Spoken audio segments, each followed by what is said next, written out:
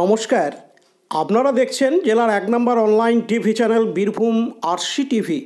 শুরু করছি আজকের সংবাদ। বিস্তারিত সংবাদে যাবার আগে দেখে নেব সংবাদ শিরোনাম। জেলা পুলিশের উদ্যোগে রক্তদান শিবির দুবরাজপুরে।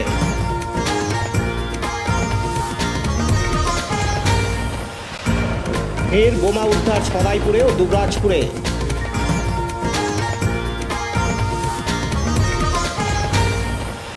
বিদ্যালয়ের জিনিসপত্র লগ্নভণ্ড সদাইপুরের পানুরিয়ায়। স্বেচ্ছায় রক্তদান শিবির সদাইপুরে।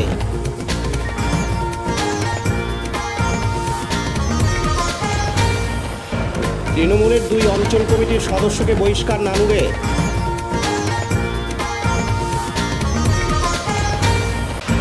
কীর্ণাহারে মৎস্য কোল্ড স্টোরের শিলান্যাসে জেলা সভাধিপতি।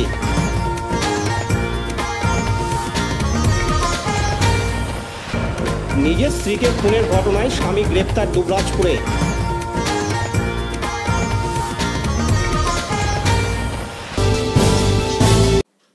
তীব্র গরমে রক্ত সংকট মেটাতে এগিয়ে এলেন বীরভূম জেলা পুলিশ। বীরভূম জেলা পুলিশের উৎসর্গ প্রকল্পে দুবরাজপুর থানার ব্যবস্থাপনায় আজ বুধবার 19 জুন দুবরাজপুর রবীন্দ্র সদন হলঘরে রক্তদান শিবির অনুষ্ঠিত হয়।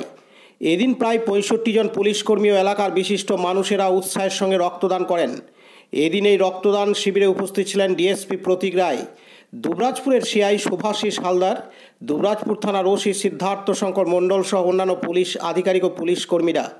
উল্লেখ্য, এদিন দুবরাজপুর থানার ওসি সিদ্ধার্থ শঙ্কর মণ্ডল সহ অন্যান্য পুলিশ আধিকারিক ও পুলিশ কর্মীরা রক্তদান করেন। লালটু মুখার্জির রিপোর্ট, বীরভূম আরসি টিভি, দুবরাজপুর। এখন বিজ্ঞাপন বিরতি, ফিরে আসছি বিরতির পর। সব থেকে ভালো চিকিৎসা সবচেয়ে কম খরচে, সবচেয়ে কম খরচে। সব থেকে ভালো চিকিৎসা সবচেয়ে কম খরচে, সবচেয়ে কম খরচে। বিশ্বমানের স্বাস্থ্য পরিষেবা মিলবে দিনে রাতে, বিশ্বমানের স্বাস্থ্য পরিষেবা মিলবে দিনে রাতে। মণি মহেশ হসপিটাল, মণি মহেশ হসপিটাল,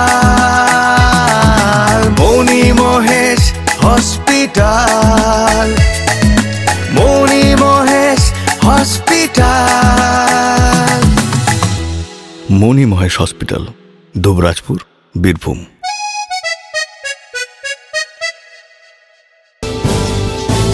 ফিরে এলাম বিরতির পর। বীরভূম জেলার সদাইপুর থানার অন্তর্গত ভুরকোনা গ্রাম পঞ্চায়েতের লালমোহনপুরের তুরুপ গুড়িহাট এলাকা থেকে লাইলনের ব্যাগ ভর্তি প্রায় 10টি তাজা বোমা উদ্ধার করল সদাইপুর থানার পুলিশ আজ বুধবার 19 জুন। জওহরলাল শেখের বাড়ির পেছনে ফাঁকা জায়গা থেকে উদ্ধার হয় তাজা বোমাগুলি। বোমাগুলি ঘিরে রাখে সদাইপুর থানার ওসির নেতৃত্বে পুলিশ বাহিনী। বোমাগুলি নিষ্ক্রিয় করতে খবর দেওয়া হয় সিআইডি বোম ডিসপোজাল টিমকে। সিআইডি বোম ডিসপোজাল টিম খবর পেয়ে সেখানে পৌঁছান এবং তারা এসে বোমাগুলি নিষ্ক্রিয় করেন। তবে কী উদ্দেশ্যে এবং কারা বোমাগুলি এখানে রাখলো তা খতিয়ে দেখছে সদাইপুর থানার পুলিশ। বীরভূম জেলার দুবরাজপুরের খোয়াজ মোহাম্মদপুরের শেখ বাবুলের নবনির্মিত বাড়ি থেকে লাইলনের থলি ভর্তি প্রায় 10টি তাজা বোমা উদ্ধার করল দুবরাজপুর থানার পুলিশ। নবনির্মিত কংক্রিটের বাড়ির সিঁড়ির নিচে বোমাগুলি পাওয়া গেছে। দুবরাজপুর থানার পুলিশের লাগাতার তল্লাশিতে শেখ বাবুলের নবনির্মিত বাড়ি থেকে উদ্ধার করে তাজা বোমাগুলি। খোয়াজ মোহাম্মদপুর কাণ্ডে শেখ বাবুল অভিযুক্ত থাকায় সে পুলিশের খাতায় পলাতক রয়েছে। এখন প্রশ্ন হচ্ছে, কী কারণে শেখ বাবুল ওখানে বোমাগুলি রেখেছিল তা তদন্ত করে দেখছে দুবরাজপুর থানার পুলিশ। ইতিমধ্যে বোমাগুলি নিষ্ক্রিয় করতে খবর দেওয়া হয় সিআইডি বোম ডিসপোজাল টিমকে। সিআইডি বোম ডিসপোজাল টিম খবর পেয়ে সেখানে পৌঁছান এবং তারা এসে বোমাগুলি নিষ্ক্রিয় করেন। তবে কী উদ্দেশ্যে এবং কেন বোমাগুলি এখানে রাখলো তা খতিয়ে দেখছে দুবরাজপুর থানার পুলিশ। লালটু মুখার্জির রিপোর্ট, বীরভূম আরসি টিভি, সদাইপুর ও দুবরাজপুর। এখন বিজ্ঞাপন বিরতি, ফিরে আসছি বিরতির পর। RCS Network, high speed internet, broadband, cable TV and landline service provider, Dubrajpur, Birbhum। আমাদের এখানে পাবেন BSNL, RailTel, city alliance, NGO ফাইবারের internet, cable TV and landline টেলিফোনের কানেকশন নিতে যোগাযোগ করুন। দুবরাজপুর 034622962777 7449000072 9732202011 8207037404। সিউড়ি 034622999995 9647669665 7063544520। ফিরে এলাম বিরতির পর। তীব্র গরমের কারণে এখন পশ্চিমবঙ্গের অধিকাংশ স্কুলই সকালে করার সিদ্ধান্ত নেওয়া হয়েছে। সেই মতো আজ বুধবার 19শে জুন বীরভূম জেলার সদাইপুর থানার অন্তর্গত পানুরিয়া প্রাথমিক বিদ্যালয়ে পৌঁছান শিক্ষক শিক্ষিকারা ও বিদ্যালয়ের পড়ুয়ারা। কিন্তু স্কুলে গিয়ে দেখা যায় সব লণ্ডভণ্ড। অফিস রুমের মধ্যে সমস্ত জিনিসপত্র লণ্ডভণ্ড দেখেই তড়িঘড়ি স্কুল কর্তৃপক্ষ সদাইপুর থানার পুলিশকে খবর দেয়। খবর পেয়ে পুলিশ ঘটনাস্থলে ছুটে আসে। পুলিশের তরফ থেকে এই ঘটনার তদন্ত শুরু করা হয়েছে। তবে উল্লেখযোগ্য বিষয় হলো, অফিসের মধ্যে কেউ তাণ্ডব চালালেও কোনো কিছু সেইভাবে চুরি যায়নি বলে মনে করা হচ্ছে। যদিও শিক্ষক শিক্ষিকারা আপাতত এমনটা অনুমান করছেন। স্কুল কর্তৃপক্ষের তরফ থেকে মনে করা হচ্ছে কেউ বা কারা বদমাইশি করে এমনটা ঘটিয়েছেন, যেখানে স্কুলের ছোট ছোট ছেলেমেয়েদের খেলনার জিনিসপত্র থেকে শুরু করে বিভিন্ন জিনিসপত্র ওলটপালট করে দেওয়া হয়। এদিন পানুরিয়া প্রাথমিক বিদ্যালয়ের প্রধান শিক্ষক সরোজ কুমার সেন জানান, বিদ্যালয়ের নাম হচ্ছে পানুরিয়া প্রাথমিক বিদ্যালয়। হয়েছিল বলতে আমরা যথারীতি গতকাল স্কুল করেছি, যথারীতি স্কুল করে আমরা তালা দিয়ে বাড়ি গেছি। অফিস ঘরও তালা দিয়েছি, বিভিন্ন রুমগুলো তালা দিয়েছি, সবই তালা দিয়েছি। বাড়ি যাওয়ার পরে আজ সকালে এসে দেখছি যে অফিস ঘরটা লণ্ডভণ্ড হয়ে গেছে, সব ছড়িয়ে ছিটিয়ে গিয়েছে।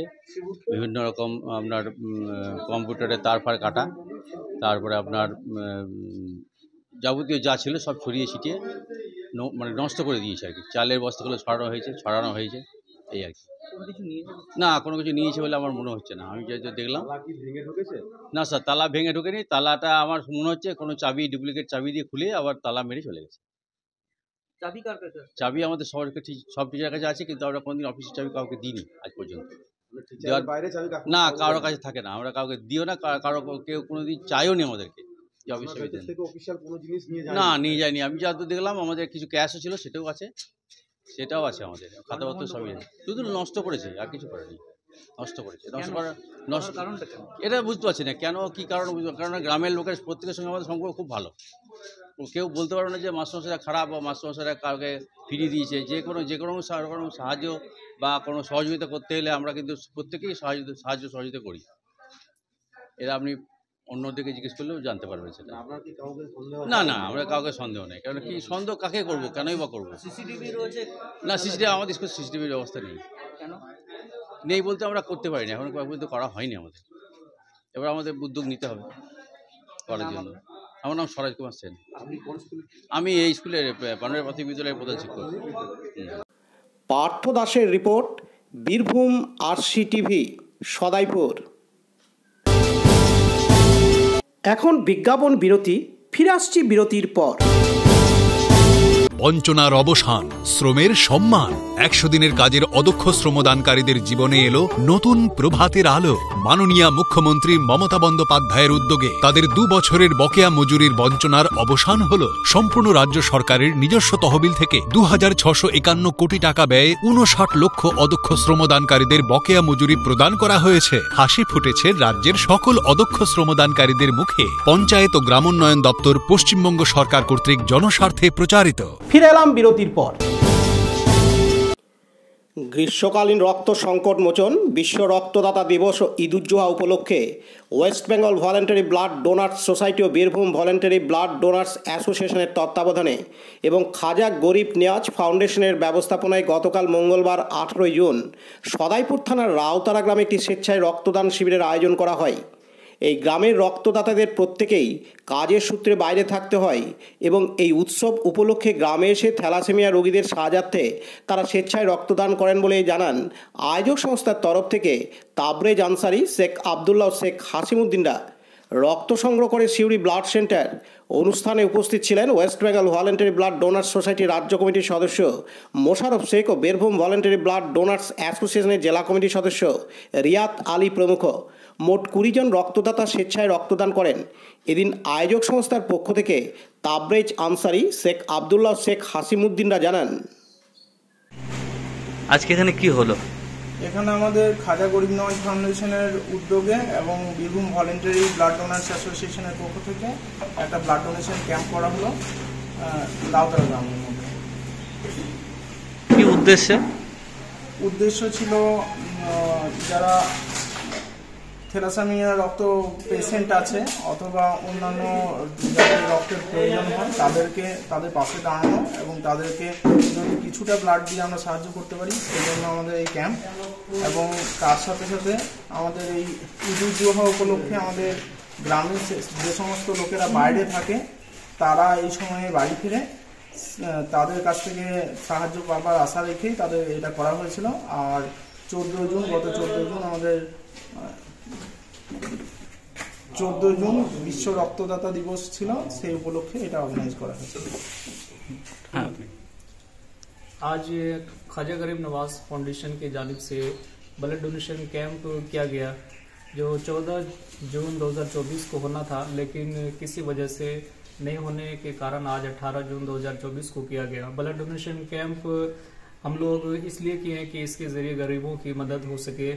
जो लोग गरीब बेसहारा कंडीशन यानी हालात ठीक नहीं होने की वजह से ब्लड खरीद नहीं पाते हैं, तो उन तक हम लोग जो गवर्नमेंट को पेश करते हैं उसके जरिए जो है उन तक, उसको कहाँ से बोलना है, तो ये ब्लड डोनेशन कैंप जो किया गया है, जो ज़रूरतमंद हैं, जो बेसहारा लोग हैं, उन तक हम लोग पहुंचाने की कोशिश करते हैं। अभी ईद उल अज़हा यानी कुर्बानी के मौके पर हम सब घर आए हुए थे, तो हम लोगों ने ब्लड डोनेशन कैंप किए हैं ताकि दूसरों की हम लोग मदद कर सकें, और नेक्स्ट भी इंशाल्लाह करने का भी मदद है। इस तरह से ख्वाजा गरीब नवाज फाउंडेशन की जानिब से और भी बहुत सारे काम जो ज़रूरतमंद है उन तक हेल्प किया जाता है। আজ রক্তদান শিবিরের আয়োজন করা হয়েছিল। আমাদের যেহেতু বিশ্ব রক্তদাতা দিবস ছিল 14 জুন, সেই উপলক্ষে এই রক্তদান শিবির করা হয়েছে এবং কালকে ঈদ উল জুহা ছিল।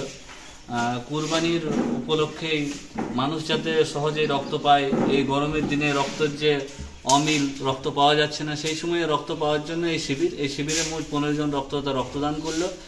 আমরা বীরভূম ভলেন্টারি ব্লাড ডোনার্স এবং পশ্চিমবঙ্গ রক্তদান আন্দোলনের যে টিম, সেই টিম আমরা কাজ করছি মানুষকে মোটিভেট করে যাতে সহজেই রক্তদান শিবির করা যায়। আরও বিভিন্ন সংগঠনকে যুক্ত করার যে কাজ, সেই কাজ চলছে। সামনে আমাদের রাজ্য সম্মেলন, সেই রাজ্য সম্মেলনকে সফল করতে বিভিন্ন সংগঠনকে রক্তদানের কাজে আমরা নিয়োজিত করছি। পতিত পাবন বৈরাগ্যের report, Birbhum RC TV, Sadaipur. Birbhum জেলার নানুর বিধানসভার অন্তর্গত লোকসভা নির্বাচনে বুথভিত্তিক ফলাফল পর্যালোচনা হয়। যে সমস্ত এলাকায় ভোটে হার হয়েছে বা তৃণমূলের ভোট কম পাওয়ার কারণে কর্মী সভার মঞ্চ থেকে তৃণমূলের 2 অঞ্চল কমিটির সদস্যকে বহিষ্কার করলেন বীরভূম জেলা পরিষদের সভাধিপতি তথা বীরভূম জেলা তৃণমূল কংগ্রেসের কোর কমিটির সদস্য ফাইজুল হক ওরফে কাজল শেখ। ব্লক নেতৃত্বের সঙ্গে আলোচনা করেই তেমন সিদ্ধান্ত নেওয়া হয়েছে বলে জানিয়েছেন কাজল শেখ। লোকসভা ভোটের আগে কর্মীদের যে সকল দায়িত্ব দেওয়া হয়েছিল তা ঠিকমতো পালন করেননি, অর্থাৎ রাজ্য সরকারের জনদরদী সকল প্রকল্প বাড়ি বাড়ি পৌঁছে দেওয়া থেকে শুরু করে ভালোভাবে প্রচার করা সঠিকভাবে করতে পারেননি বলে অভিযোগ। এরই পরিপ্রেক্ষিতে কাজল শেখ কীর্ণাহার 1 নম্বরের ইন্দ্রজিৎ দাস ও দাসকোল গ্রাম পঞ্চায়েতের 1 নম্বর অঞ্চলের প্রভাত দাসকে সরিয়ে দেওয়ার সিদ্ধান্ত নেন। তিনি আরও জানান, এটা দলের সিদ্ধান্ত অনুযায়ী সরানো হলেও দল থেকে বহিষ্কার করা হয়নি বা হচ্ছে না বলে জানিয়েছেন কাজল শেখ। এদিন তিনি আরও জানান, কিছু গ্রাম পঞ্চায়েত আছে যে গ্রাম পঞ্চায়েতে একটা কমিটি ভিত্তিক চলছে, সেই গ্রাম পঞ্চায়েতগুলো আগামী দিনে কমিটি ভিত্তিক চলবে না। রাজ্য নেতৃত্বের নির্দেশ আছে প্রত্যেকটি গ্রাম পঞ্চায়েতের অঞ্চল সভাপতি 1 জন করে করতে হবে। সভাপতি যেমন ধূপসা গ্রাম পঞ্চায়েত আছে, এনকোট্টা গ্রাম পঞ্চায়েত আছে, আমাদের বড়াসাওদা গ্রাম পঞ্চায়েত আছে, এরকম কিছু গ্রাম পঞ্চায়েত আছে যে গ্রাম পঞ্চায়েতের 1 জন করে অঞ্চল সভাপতি ঠিক করতে হবে সেগুলো আমরা বসে ব্লক কমিটি বসে আলাপ আলোচনার মধ্য দিয়ে একজন করে ব্লক অঞ্চল সভাপতির নাম আমাদের রাজ্যে পাঠাতে হবে এবং এই দুটো অঞ্চলের জন্য আমরা কিছু সময় নেব। এই দুটো অঞ্চলের ক্ষেত্রে আমরা প্রত্যেকটি বুথে বুথে গিয়ে বুথ সভাপতি গ্রামের সাধারণ মানুষের সঙ্গে বসবো, বসে আলাপ আলোচনার মাধ্যমে সেই অঞ্চল নেতৃত্বের কি ব্যর্থতা আছে সেগুলো নিয়ে আলোচনা করব। কারণ এই ব্যর্থতার দায়টা কিন্তু তাদেরকেই নিতে হবে।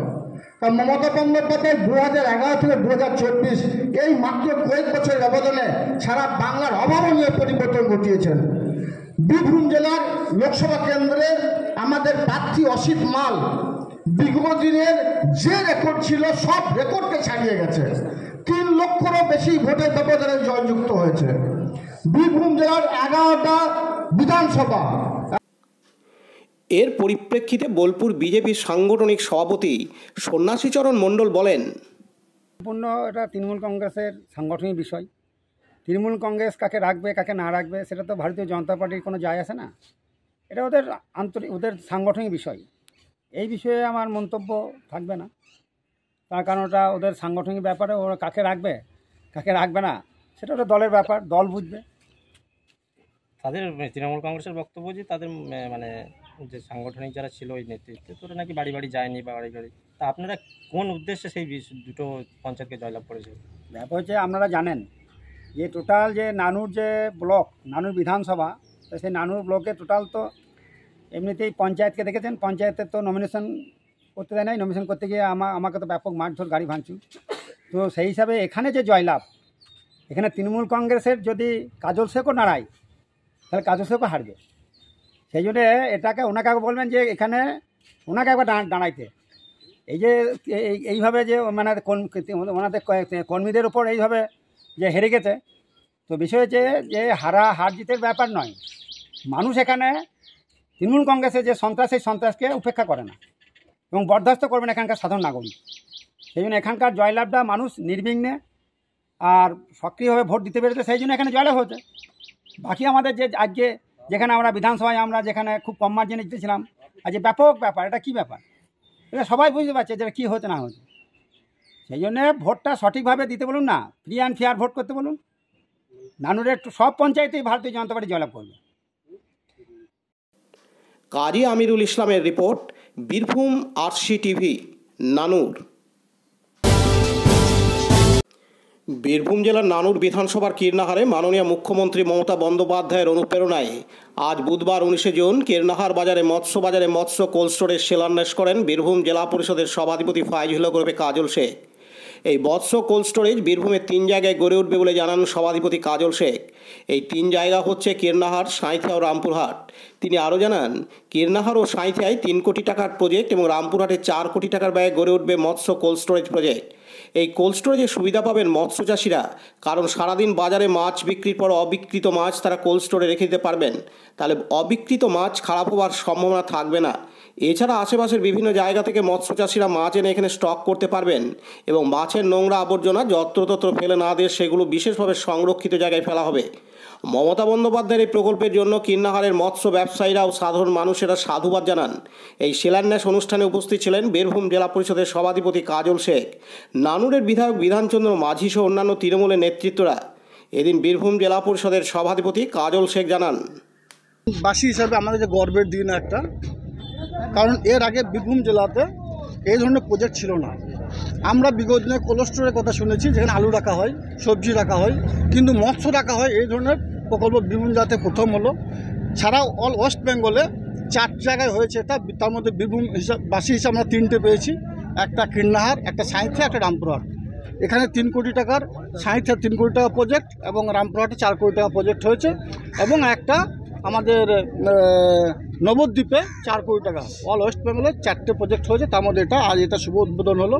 এখানে মৎস্য কোল্ড স্টোর, অর্থাৎ মৎস্যজীবীরা এখানে এসে যে মাছগুলো বিক্রি হবে না সেই মাছগুলোকে কোল্ড স্টোরের মধ্যে রাখতে পারবে, তারপর দিন সেগুলো বিক্রি করতে পারবে। এবং এখানে একটা কোল্ড স্টোর রাখা হচ্ছে, মাছ এনে এখানে স্টক করাও যেতে পারে। তাছাড়াও মৎস্য চাষিরা বা মৎস্য ব্যবসায়ীরা তারা যে মাছগুলো বিক্রি করে, সেই মাছগুলো একটা নোংরা আবর্জনা যেগুলো থাকে, যেগুলো মাছের আপনাদের সম্বন্ধে জানা আছে, সেইগুলোকেও এখানে ডিস্ট্রয় করা হবে। সেগুলো এখানে নষ্ট করার জন্য একটা জায়গা স্থির করা হবে। অর্থাৎ এখানে সব ধরনের পরিষেবা দেওয়া হবে। বীরভূমে কতগুলো এই ক্লাস্টার হচ্ছে? বীরভূমে 3টে হচ্ছে, একটা কীর্ণাহার, একটা সাঁইথিয়া, এই দুটো 3 কোটি টাকা করে, এবং রামপুরহাটে সেখানে 4 কোটি টাকা পড়বে। আপনি এটা বলুন যে কীর্ণাহারে কতটা জায়গার উপর হচ্ছে এবং কি পরিকাঠামো থাকবে সেখানে? এখানে কিভাবে সুযোগ সুবিধা পাবে ব্যবসায়ীরা? এখানে যে দুটো জায়গা দেখতে পেলেন, এই জায়গা দুটোকে ভাঙা হবে, ভাঙার পর নতুন করে এরিয়াটাকে সাজানো হবে, এবং অবশ্যই কীর্ণাহারের সংলগ্ন এরিয়ার যারা মৎস্য ব্যবসায়ী আছে তারা অবশ্যই উপকৃত হবে। বিগত দিনে এই ধরনের পরিষেবা ছিল না। আমি একজন মৎস্য ব্যবসায়ী, আমিও মাছ চাষ করি, আমি অবশ্য কীর্ণাহার বাজারে মাছ বিক্রি করতে এসেছি, বা আমার লোকজন এসেছে, এসে এখানে মাছ হয়তো সব বিক্রি হয়নি, সেই মাছগুলোকে বাড়ি নিয়ে গেছি, মাছগুলো নষ্ট হয়ে গেছে। মৎস্য ব্যবসায়ী হিসেবে আমাদের একটা বড় ক্ষতির সম্মুখীন হতে হতো, সেটা কিন্তু হবে না। স্বভাবতই আজকের এই বিশেষ দিনে মাননীয় মুখ্যমন্ত্রী মমতা বন্দ্যোপাধ্যায়কে নতমস্তকে প্রণাম জানাই। এই ধরনের চিন্তা ভাবনা করার জন্য শুধু ধান চাষি নয়, আলু চাষি নয়, এই মৎস্য থেকে শুরু করে সারা বাংলার জাতি ধর্ম মত নির্বিশেষে সমস্ত সম্প্রদায়ের মানুষের পাশে এভাবে থাকার জন্য নতমস্তকে প্রণাম জানাচ্ছি আপনাদের মাধ্যমে। কতদিন কাজী আমিরুল ইসলামের রিপোর্ট, বীরভূম আরসি টিভি, নানুর। জামাই ষষ্ঠীতে এসে নিজের স্ত্রী পদ্মা বাউরির গলায় নলি কেটে খুন করার অপরাধে আজ বুধবার 19 জুন সকালে স্বামী রাজকুমার বাউরিকে গ্রেপ্তার করে দুবরাজপুর থানার পুলিশ। ঘটনাটি ঘটেছিল দুবরাজপুর থানার বোধগ্রামে। আজ তাকে দুবরাজপুর আদালতে তোলা হলে বিচারক ধৃতের জামিন খারিজ করে 5 দিনের পুলিশি হেফাজতের নির্দেশ দেন। ঘটনাটি ঘটেছিল গত 13 জুন বৃহস্পতিবার ভোরবেলায়। এদিন এ বিষয়ে দুবরাজপুর আদালতের সরকারি আইনজীবী রাজেন্দ্র প্রসাদ দে বলেন, দুবরাজপুর থানার অন্তর্গত গ্রামে দিলীপ বাউরি, উনি দুবরাজপুর থানায় 13/6/2024 তারিখে একটা অভিযোগ দায়ের করেন যে তার মেয়ে পদ্ম বাউরির সঙ্গে ইরামবাজার থানার অন্তর্গত সাহাপুর গ্রামের বাসিন্দা রাজকুমার বাউরির সঙ্গে গত 4 মাস আগে বিয়ে হয়, এবং বিয়ের পর তার মেয়ে তার শ্বশুরবাড়িতে ছিল। সেই শ্বশুরবাড়িতে থাকাকালীন রাজকুমার বাউরি তার মেয়ের ওপর অত্যাচার করত, এবং পরবর্তীকালে যখন পদ্ম বাউরি তার বাবার বাড়িতে এসে যখন থাকে, তখন এই রাজকুমার বাউরি 12/6/2024 তারিখে বৈকালবেলায় তার বাড়িতে আসে, এবং 13/6/2024 তারিখে রাজকুমার বাউরি ভোরবেলায় তার স্ত্রী পদ্ম বাউরিকে হত্যা করে একটা ছুরি দিয়ে, এই বলে অভিযোগ দায়ের হয়। এবং এই অভিযোগের ভিত্তিতে দুবরাজপুর থানার police 498A, 304B, 302 of IPC কেসে মামলা রুজু করেন। এই মামলায় তদন্ত করতে গিয়ে আজকে রাজকুমার বাউরিকে পুলিশ অ্যারেস্ট করে আজকে আদালতে তুললে আদালত সমস্ত দিক বিচার বিবেচনা করে পুলিশের আবেদন মোতাবেক 5 দিন পুলিশি হেফাজতের নির্দেশ দেন তদন্তের জন্য। আপনার নাম? Rajendra Prasad Dey, Dubrajpur court, ABP। Laltu Mukherjee report, Birbhum RC TV, Dubrajpur. আজকের সংবাদ এই পর্যন্ত। পরবর্তী সংবাদের জন্য চোখ রাখুন বীরভূম আরসি টিভির পর্দায়। নমস্কার।